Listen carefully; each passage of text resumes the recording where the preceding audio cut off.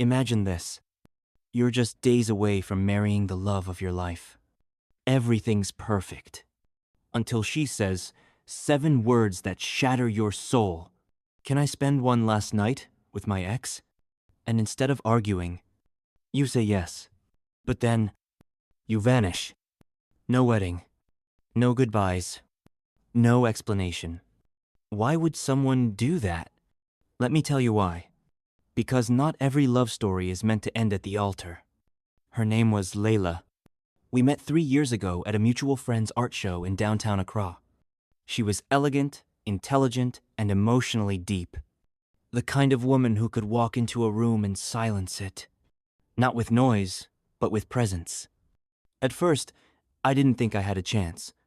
She was still recovering from a rough breakup with her ex, Denzel. A man who, in her words, taught her love and destroyed it too. But over time, she opened up to me.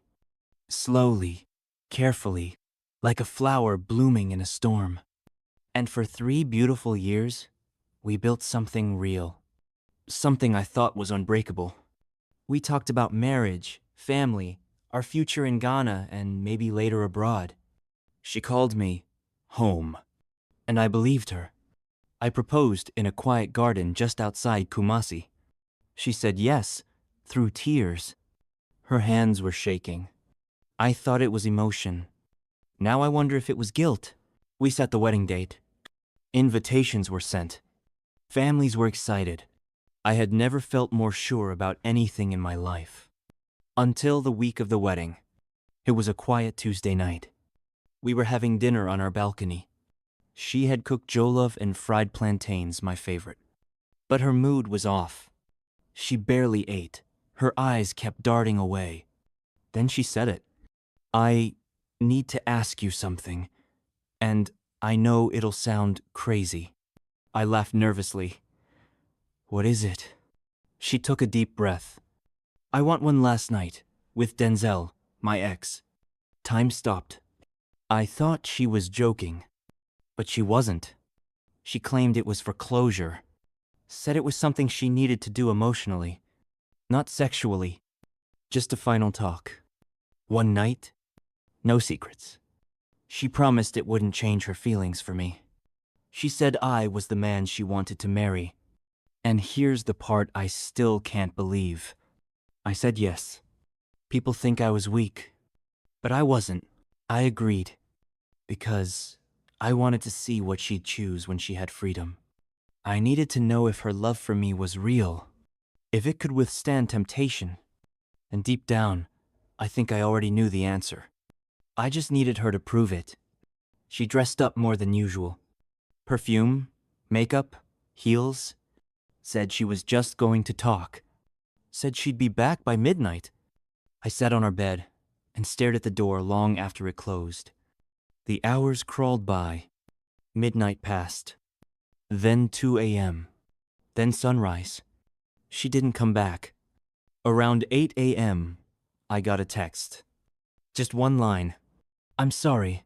I didn't mean for it to go this way. No explanation. No honesty. Just guilt and silence.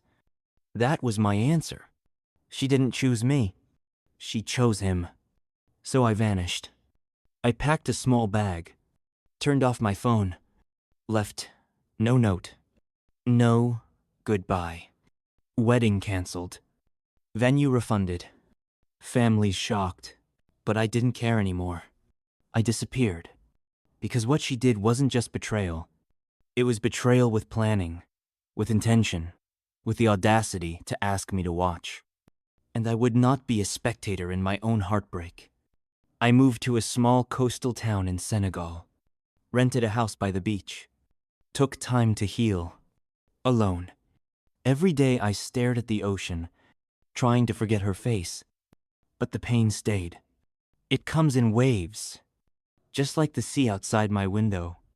Mutual friends told me she tried to find me, that she broke down when the wedding didn't happen, that she regretted everything. But by then, it didn't matter. She made her choice, and choices have consequences. Months later, I finally opened a message from her. A long one. She claimed she didn't sleep with him, that she really just talked with him all night, that she was confused, that she realized too late I was the one. She begged for forgiveness, asked for another chance. But how can you love someone who asks you to step aside? For the person who broke them, I lost trust that day. Not just in her, but in love itself. Now, every time someone says, I love you, I ask myself, do they mean forever? Or until someone better comes along? Sometimes, people don't stab you in the back. They hand you the knife and ask you to cut your own heart open. I didn't leave because she loved her ex. I left because she didn't respect me. And without respect, love is just noise. What would you have done? Would you have said yes like he did? Would you have stayed for the wedding? Or vanished like a ghost? Let us know in the comments. And if you've ever been betrayed in love, just remember, it's not your fault they couldn't love you right. You're not hard to love. They were just too broken to hold it. You know what hurts the most? It wasn't the betrayal. It wasn't that she saw her ex. It wasn't even that she didn't come back that night. It was the fact that she had the courage to ask me something so selfish, so reckless, and somehow believed I'd be okay afterward. Like my love could be tested without consequence.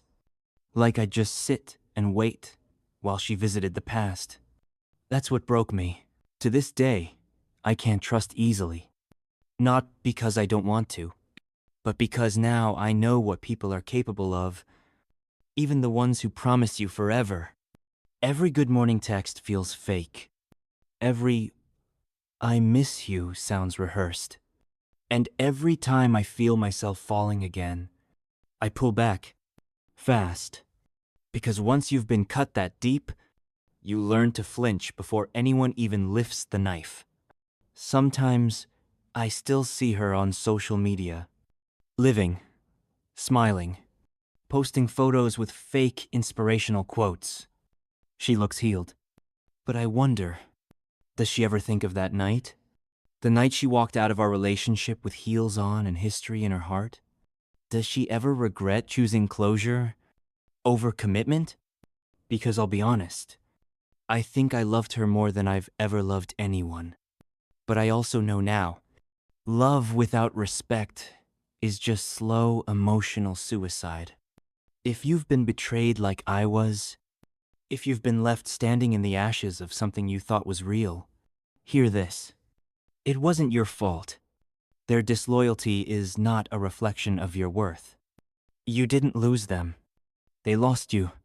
They lost someone who could have loved them forever. And sometimes, the best thing you can do is walk away without a word. Not out of anger, but out of power. Because silence is the loudest goodbye.